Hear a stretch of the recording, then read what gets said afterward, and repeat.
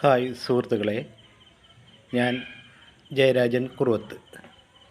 ഇന്ന് വാസ്തുവീടിൻ്റെ പുതിയൊരു എപ്പിസോഡിലേക്ക് നിങ്ങളെ ക്ഷണിക്കുന്നു. ഞാനെൻ്റെ കണ്ണിൻ്റെ കാഴ്ചയെക്കുറിച്ച്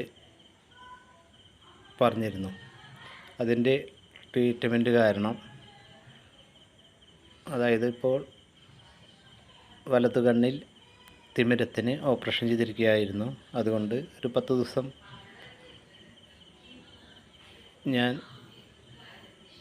എനിക്ക് എപ്പിസോഡുകളൊന്നും ചെയ്യാൻ സാധിക്കാതിരിക്കുകയായിരുന്നു. ഇപ്പോഴും കാഴ്ച ശരിയായിട്ടില്ല. ഒരു ഓപ്പറേഷൻ കഴിഞ്ഞു, ഇനിയും ഓപ്പറേഷൻ വേണമെന്നാണ് പറഞ്ഞിട്ടുള്ളത്. അതിനെക്കുറിച്ച് ഞാൻ വിശദമായിട്ട് ഒരു എപ്പിസോഡിൽ പറയാം. ഇപ്പോൾ ഞാൻ ഇന്ന് പറയുന്നത്, ഞങ്ങളിന്ന് നെല്ലുവായി ധന്വന്തരി ക്ഷേത്രത്തിൽ പോയ വിശേഷങ്ങളെ കുറിച്ചാണ്. ആ വിശേഷങ്ങളിലേക്ക് നമുക്ക് കടക്കാം.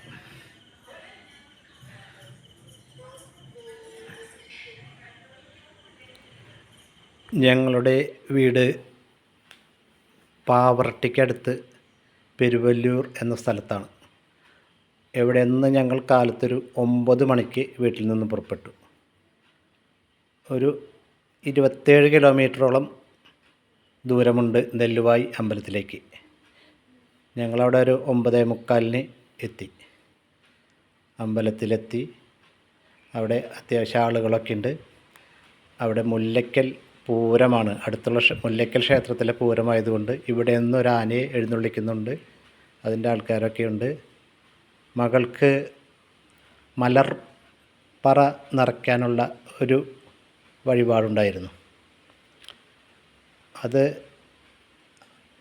ആദ്യം കഴിച്ചു. മലര് കൊണ്ടുള്ള ഒരു പറ നിറച്ചു.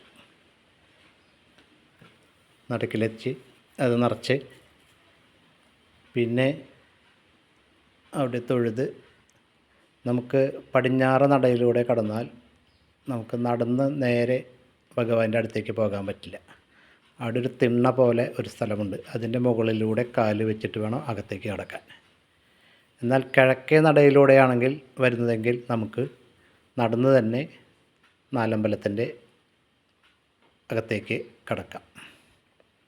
അത് കഴിഞ്ഞ് കുഞ്ഞുമോൾക്ക് ചേന കൊണ്ടൊരു തുലാഭാരം ഞങ്ങൾ നേർന്നു. ഞങ്ങൾ ആദ്യം വഴിപാടൊന്നും നേർന്നിട്ടുള്ളതൊന്നുമല്ല. അവിടെ ചെന്നപ്പോൾ നേരെ നടത്താമെന്ന് വിചാരിച്ച് അങ്ങനെ ഒരു ചേന കൊണ്ടൊരു തുലാഭാരം നടത്തി. പിന്നെ അവിടുത്തെ പ്രധാന നമുക്ക് അസുഖങ്ങൾ മാറാനാണ് നമ്മൾ ഈ ധന്വന്തരി ക്ഷേത്രത്തിലേക്ക്, നെല്ലുവായി ധന്വന്തരി ക്ഷേത്രത്തിലേക്ക് പോകുന്നത്. അവിടെ നമ്മുടെ കൃഷ്ണൻ, നമ്മുടെ ഭഗവാൻ ധന്വന്തരി മൂർത്തിയായിട്ടുള്ള അവതാരമാണ്. സകലവിധ അസുഖങ്ങൾക്കും രോഗശാന്തി നൽകുവാനായിട്ടുള്ള ഒരു അവതാരമാണ് ധന്വന്തരി മൂർത്തി. ഈ അമ്പലം വളരെ ഭംഗിയുള്ളൊരു അമ്പലമാണ്. നല്ല ശാന്തമായൊരു പ്രകൃതിയാണ് അവിടെ. നല്ല വിശാലമായ നടപ്പന്തൽ ചുറ്റുമുണ്ട്. നല്ല സുന്ദരമായൊരു അന്തരീക്ഷമാണ് അവിടെ. മനസ്സിന് നല്ല കുളിർമയും ശാന്തിയും ലഭിക്കുന്ന ഒരു സ്ഥലം. അതിന് ചുറ്റും പ്രദക്ഷിണം വയ്ക്കാം. ഇത് കിഴക്കേ നടയാണ്. നമ്മൾ നെല്ലുവായിന്ന് ചെന്ന് നേരെ കയറി ചെല്ലുമ്പോൾ പടിഞ്ഞാറ് നടയിലേക്കാണ് എത്തുക. ഇപ്പോൾ കിഴക്കേ നടയിൽ നിന്നുള്ള ഭാഗമാണ് അമ്പലത്തിൻ്റെ പുറം ഭാഗം. നടപ്പന്തലിലൂടെ നടക്കുകയാണ്. അവിടെ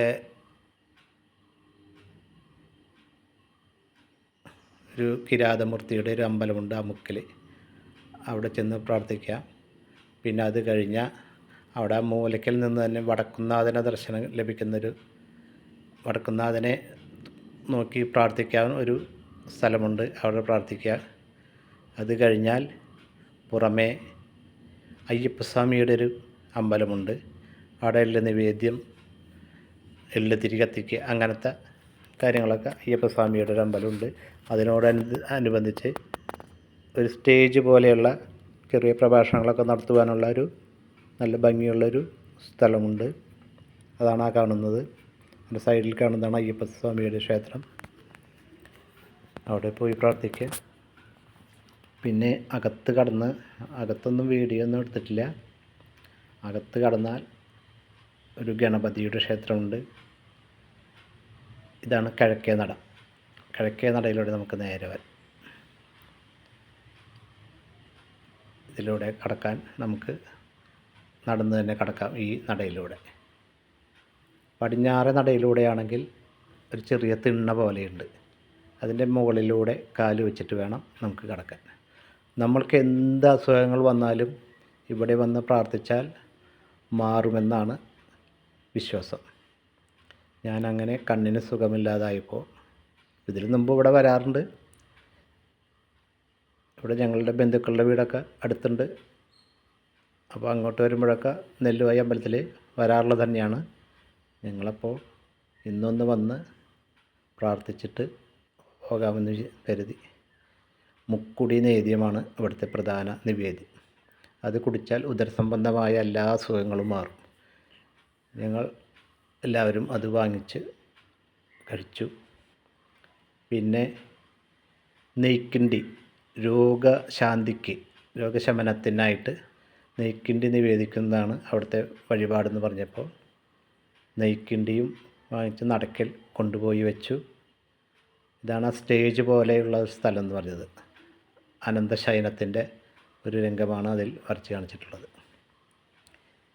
ഇത് പടിഞ്ഞാറ് നടയിൽ നിന്നുള്ള ദൃശ്യമാണത്.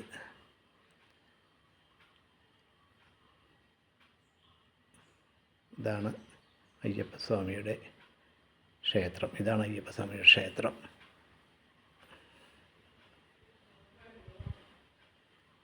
അങ്ങനെ ഞങ്ങൾ അവിടെ തൊഴുതു.